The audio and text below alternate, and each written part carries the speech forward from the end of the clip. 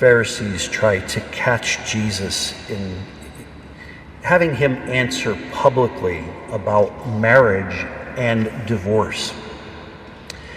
And they come and they ask, is it lawful for a man to divorce his wife for any cause whatever? Now, Jesus, if he were to reply in favor of divorce, they would respond, don't you know that God created man and woman to be in this covenant relationship? So there were a couple of different schools on the question of divorce. One is that it should be only in very rare and exceptional cases.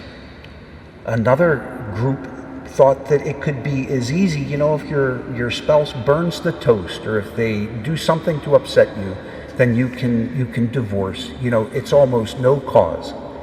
So if Jesus were to respond either way, they would probably say, well, don't you know what the other rabbis said? And these rabbis are really smart.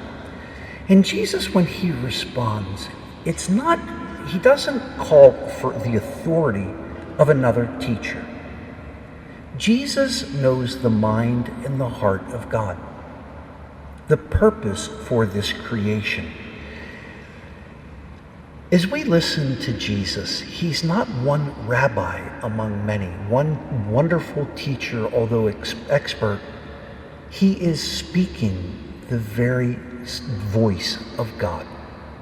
When Jesus teaches us about marriage, when he teaches us about forgiveness, when he commands us to serve and to love, it is the very voice of God.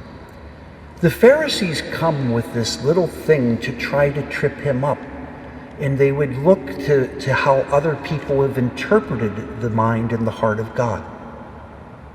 But when Jesus speaks, it is with that authority that he knows the Father, that he speaks with divine authority. We pray for the couples who enter into this covenant of marriage. It is not always easy. It is many times quite challenging. But looking to the presence and the action of God's grace in your lives, I hope that you see that God's blessing is also there in times of joy and in times of challenge. Marriage comes from the very heart of God's love.